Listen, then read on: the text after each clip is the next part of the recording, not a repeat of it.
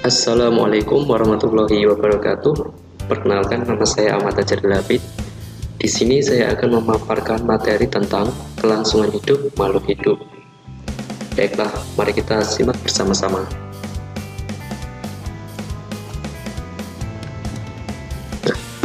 Sebelum memasuki materi, saya akan menyampaikan tujuan dari materi tersebut. Yang pertama, yaitu mampu menjelaskan peranan adaptasi makhluk hidup untuk kelangsungan hidupnya. Yang kedua, mampu menjelaskan macam-macam adaptasi makhluk hidup. Yang ketiga, mampu menjelaskan pengertian seleksi alam. Yang keempat, mampu menjelaskan hubungan antara adaptasi dan seleksi alam. Yang kelima, mampu menjelaskan peranan perkembangbiakan bagi kelangsungan hidup. Dan yang keenam, mampu menjelaskan cara perkembangbiakan pada hewan dan tumbuhan. Nah, kelangsungan makhluk hidup. Kita ketahui bahwa tidak ada makhluk hidup di muka bumi ini yang mampu bertahan hidup tanpa mengalami kematian. Karena setiap makhluk hidup memiliki waktu kehidupan atau umur yang terbatas. Jadi, tidak ada yang abadi di dunia ini. Setiap makhluk hidup telah dibekali oleh Tuhan Yang Maha Kuasa dengan kemampuan untuk mempertahankan hidupnya dan menjaga keturunannya supaya tetap lestari.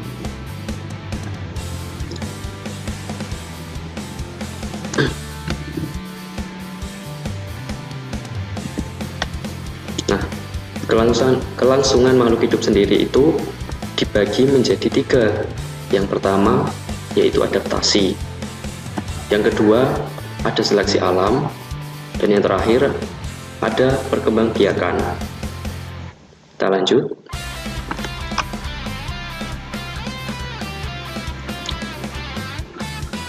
Nah, yang pertama ada adaptasi. Adaptasi adalah penyesuaian diri suatu jenis makhluk hidup terhadap lingkungannya. Nah, adaptasi sendiri itu dibagi menjadi tiga. Yang pertama ada morfologi, yang kedua ada tingkah laku, dan yang ketiga ada fisiologi. Nah, kita akan mengupas satu-satu. Nah, morfologi yaitu penyesuaian bentuk tubuh dan struktur tubuh luar makhluk hidup atau alat-alat tubuh makhluk hidup terhadap lingkungannya. Jadi bisa kita garis bawahi di sini, yaitu adalah bentuk tubuh dan struktur bagian luar.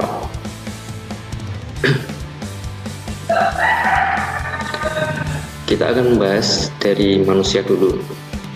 Nah, manusia yang pertama, kulit manusia menjadi hitam jika terlalu lama terkena sinar matahari. Itu adalah contoh dari manusia. Ada juga yang kedua, rambut-rambut halus pada kulit manusia akan berdiri jika suhu udara dingin. Dan yang terakhir, lubang hidung manusia menghadap ke bawah sehingga tidak mudah kemasukan air. Kita lanjut. Selanjutnya hewan. Saya akan membaginya di sini. Ada satu bentuk cakar. Nah, yang pertama ada kakak tua. Kemudian yang kedua ada ayam. Yang ketiga ada elang. Yang keempat bibit, dan yang kelima itik. Yang terakhir pelatuk. Nah, di sini saya juga akan memberikan fungsinya. Yang pertama, kaki kakak tua atau cakarnya berfungsi untuk memanjat dan memegang makanan. Nah, yang kedua, kaki ayam berfungsi untuk mengais makanan di tanah. Yang ketiga, elang atau kaki elang di sini berfungsi untuk mencengkram mangsanya. Yang keempat, kaki pipit berfungsi untuk bertengger. Yang kelima, kaki itik berfungsi untuk berenang. Dan yang terakhir, kaki pelatuk atau burung pelatuk ini berfungsi untuk memanjat. Kita lanjut. Ya, yang kedua ada bentuk paruh. Nah, di sini ada burung pipit, burung elang, bebek, kemudian burung pelatuk, burung pelikan, dan juga burung kolibri. Nah, fungsi dari paruh pada burung pipit yaitu untuk memakan biji karena paruhnya yang kecil. Kemudian ada burung elang. Di sini berfungsi untuk memakan daging. Lihat, kita bisa lihat sendiri dengan paruhnya yang sangat kuat ini. Yang ketiga ada paruh bebek yang berfungsi untuk mencari makanan di tempat yang becek. Kemudian yang keempat ada pelatuk. Burung pelatuk ini fungsi dari paruhnya adalah memakan serangga. Yang kelima, paruh pelikan yang berfungsi untuk memakan ikan. Dan yang terakhir ada paruh dari kolibri. Ini berfungsi untuk menghisap madu. Karena lihat dengan paruh yang kecil dan juga panjang ini. Kita lanjut. Nah, sekarang pada mulut hewan ini, pada mulut serangga. Nah, yang pertama ada belalang. Nah, bisa kita lihat sendiri bentuknya seperti ini, berfungsi untuk menggigit. Dan yang kedua ada mulut dari serangga lalat. Ini fungsinya untuk menjilat. Biasanya dia akan menghinggap di makanan atau di kotoran. Nah, yang ketiga ada kupu-kupu. Nah, seperti ini bentuknya, melengkung. Bentuknya melengkung seperti ini. Ini berfungsi untuk menghisap. Nah, menghisap dari sari-sari bunga. Nah, yang terakhir ada nyamuk. Bisa kita lihat, ini berfungsi untuk menusuk. Biasanya kita ditusuk oleh nyamuk dan darah kita akan dihisap seperti itu. Kita lanjut. Nah, yang ini ada dari tumbuhan hidrofit. Sebenarnya hidrofit ini adalah tumbuhan yang biasa hidup di air atau tempat yang basah. Yang pertama ada teratai. Nah, yang kedua ada eceng gondok, dan yang ketiga kangkung. Yang keempat ada tumbuhan bakau. Kita lanjut. Nah, yang kedua ada tumbuhan xerofit. Xerofit ini adalah tumbuhan yang mampu hidup di kondisi yang tempat yang kering seperti itu. Nah, seperti contohnya ada kaktus, kemudian ada lili gurun, ada juga kurma, dan yang terakhir lidah buaya. Nah, kita lanjut. Nah, yang ketiga ada tumbuhan higrofit. Tumbuhan ini biasanya hidup di tempat yang lembab. Seperti contohnya ada tumbuhan paku, dan yang kedua lumut, tentu saja. Nah, yang ketiga ada kemunting, dan yang terakhir ada dedalu. Itu dari contoh-contohnya. Kita lanjut. Nah, ya, penjelasan yang kedua dari fisiologi. Fisiologi yaitu penyesuaian fungsi alat tubuh bagian dalam pada makhluk hidup terhadap lingkungannya. Nah, perbedaan dari morfologi tadi adalah yang ini adalah fungsi alat tubuh bagian dalam. Kalau morfologi tadi adalah bentuk bagian luar tubuh makhluk hidup. Nah, seperti itu. Nah, saya akan memberi contoh. Untuk yang pertama dari manusia. Nah, satu, tubuh manusia berkeringat ketika kepanasan. Dengan berkeringat, tubuh manusia akan dingin. Yang kedua, pada saat udara dingin, orang cenderung buang air kecil. Dan yang ketiga, mata manusia dapat menyesuaikan dengan intensitas cahaya yang diterimanya. Nah, selanjutnya dari hewan. Yang pertama ada unta. Unta dapat menyimpan cadangan air di kantung yang ada dalam punuknya, sehingga unta dapat bertahan hidup di gurun. Dalam kondisi ini, di dalam punuknya itu terdapat cadangan air. Jadi, cadangan air ini untuk bertahan hidup di dalam gurun yang begitu panas dan sulit untuk mendapatkan air. Yang kedua ada burung hantu. Burung hantu memiliki penglihatan yang tajam pada malam hari, sehingga memudahkannya untuk mencari makanan. Yang ketiga ada ikan. Ikan yang hidup di laut akan mengeluarkan urin yang lebih pekat jika dibandingkan ikan yang hidup di air tawar. Nah, yang keempat ada sigung. Sigung yang dapat mengeluarkan bau busuk. Nah, bau busuk ini berfungsi untuk melindungi dirinya dari ancaman musuh-musuhnya. Kita lanjut. Sekarang pada tumbuhan. Nah, seperti contohnya ada kantung semar. Nah, kantung semar ini bisa kita lihat berbentuk seperti guci. Nah, jika ada serangga yang hinggap di tepi kantong semar, akan tergelincir dan terperangkap cairan yang ada di dalam kantong.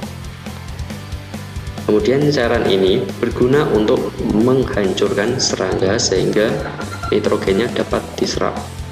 Nah, seperti itu. Ada lagi yaitu bunga rafflesia yang dapat mengeluarkan bau busuk untuk menarik serangga agar mendatanginya. Dengan demikian, ketika serangga masuk ke dalam bunga rafflesia, akan menjadi makanannya. Ngeri juga ternyata. Kita lanjut. Yang ketiga tadi ada tingkah laku. Tingkah laku yaitu penyesuaian makhluk hidup terhadap lingkungannya dalam bentuk tingkah laku. Jadi mereka menyesuaikan kehidupan lingkungannya dalam bentuk tingkah laku. Nah, contoh dari manusia. Yang pertama, ketika ada petir, manusia akan menutup telinganya, biasanya secara spontan karena kaget ya. Yang kedua, ketika menghirup bau yang tidak sedap, manusia akan menutup hidungnya. Nah, ini juga salah satunya. Yang ketiga, isyarat dengan menggelengkan kepala untuk mengungkapkan penolakan terhadap sesuatu. Biasanya orang tidak mau menjawab suatu pertanyaan, tapi mereka dengan cara isyarat seperti menggelengkan kepala ya. Kita lanjut.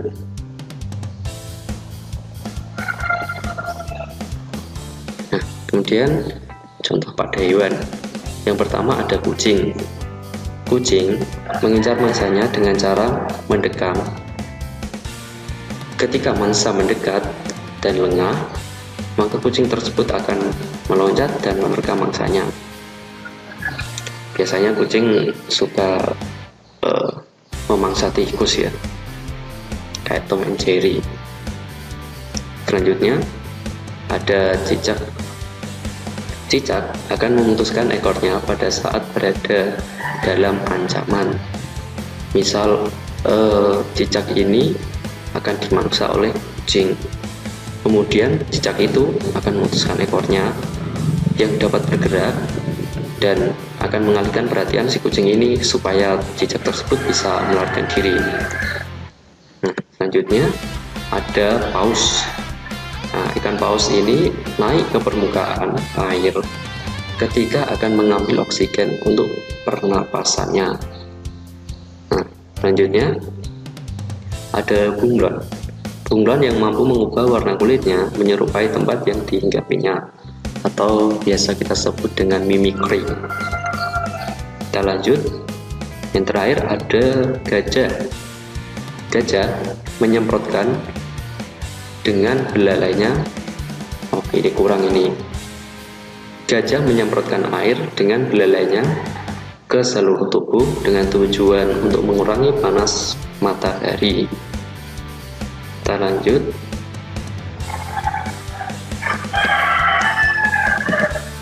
Nah, selanjutnya contoh pada tumbuhan.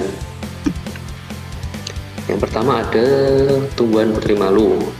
Nah, tumbuhan putri malu ini mengatupkan atau mengunjukkan daunnya ketika terkena rangsangan atau sentuhan. Biasanya jika kita menyentuh daunnya, dia akan mengucup atau mengatupkannya. Mungkin itu karena sebuah rangsangan dari kita ya. Selanjutnya ada pohon jati. Nah, pohon jati ini akan menggugurkan daunnya karena hal tersebut dilakukan dengan tujuan untuk mengurangi penguapan. Jadi biasanya ini pada musim gugur atau musim panas, dia akan mengurangi penguapan pada daunnya dengan cara menggugurkannya. Selanjutnya ada bunga matahari. Nah, bunga matahari ini selalu menghadap arah sinar matahari. Nah, itu tadi sebagai contoh dari tingkah laku ya. Kemudian selanjutnya, nah yang kedua tadi ada seleksi alam. Seleksi alam adalah proses pemilihan atau penyeleksian yang dilakukan oleh alam terhadap makhluk hidup yang dapat beradaptasi karena adanya perubahan-perubahan alam. Seleksi alam ini dibagi menjadi dua ya.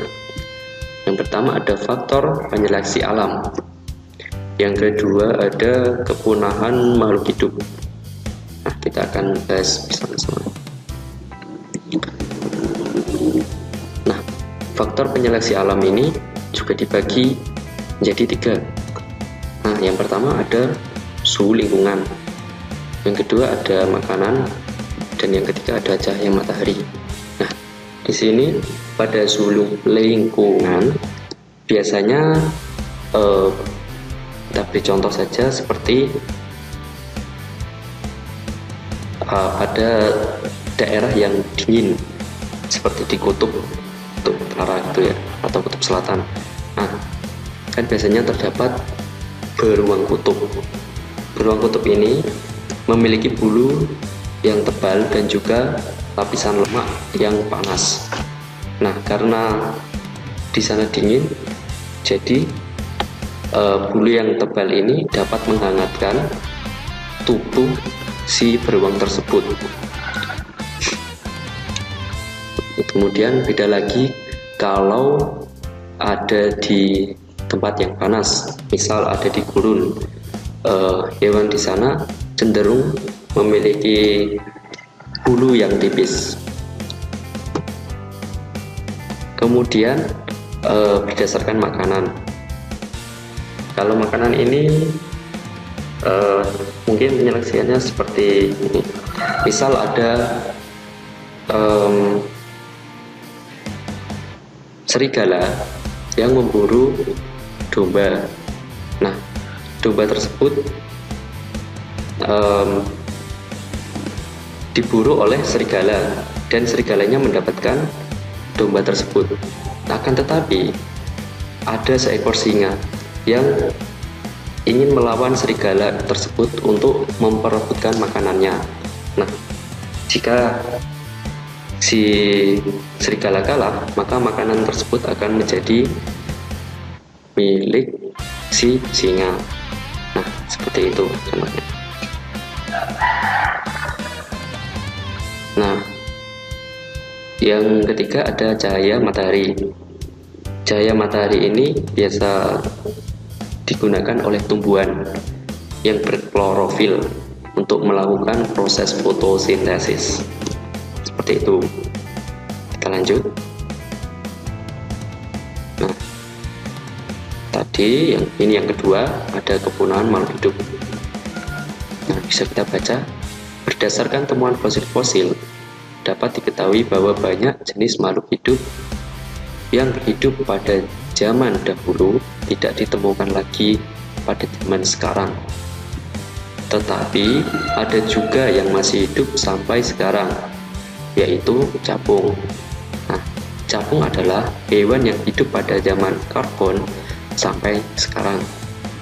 Hewan lain yang hampir mirip dengan hewan yang telah punah adalah kadal dan juga komodo. Yang ketiga hewan tersebut adalah hewan yang tergolong dalam fosil hidup. Artinya hewan tersebut masih ada sampai sekarang dan belum punah. Kita lanjut.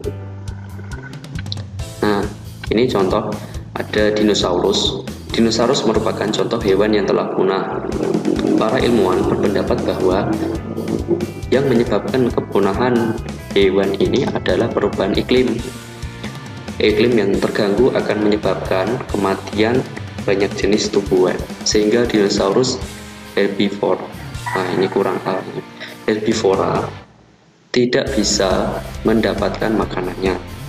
Sedangkan dinosaurus karnivora atau karnivora dapat bertahan hidup untuk sementara, tetapi dengan jalannya waktu hewan karnivora pun akan mati. Nah, penyebab kematiannya ini karena dinosaurus yang herbivora tadi mati. Jadi dinosaurus yang karnivora tidak akan bisa makan tanpa adanya dinosaurus yang herbivora. Seperti itu.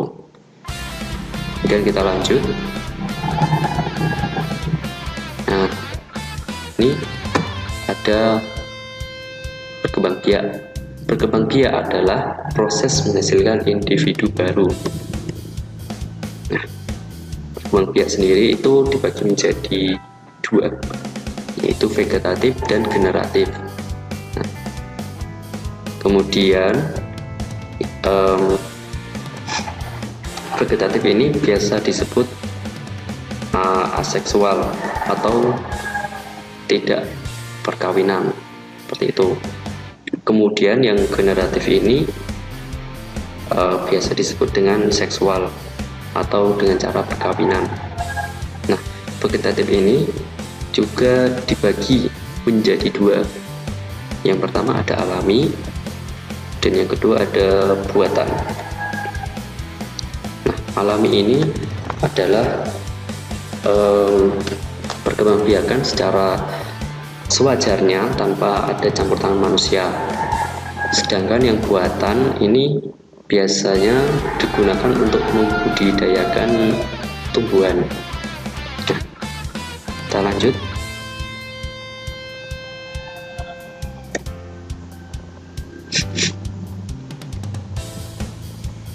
Nah, di sini ada vegetatif alami.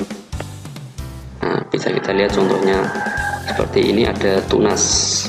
Ya, tunas adalah tumbuhan muda yang baru tumbuh di ujung batang atau ketiak daun. Nah, ini salah satu contohnya. Kemudian yang kedua ada umbi.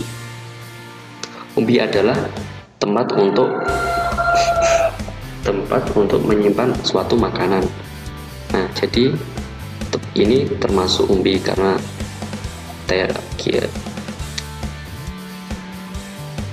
ketela atau ini terdapat makanan pada akarnya.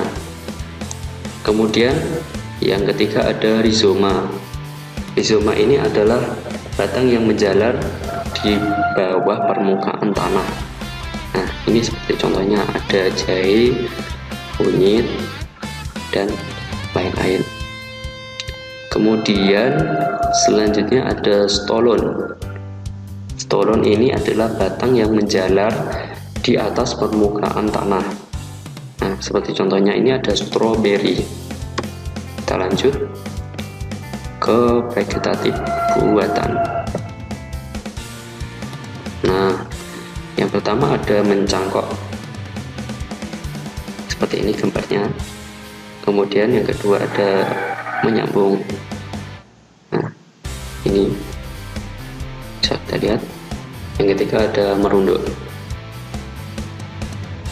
Kita lanjut. Nah, kemudian seperti tadi yang sudah saya jelaskan, generatif atau seksual. Perkembangbiakan generatif disebut juga dengan perkembangbiakan seksual karena melibatkan sel-sel kelamin.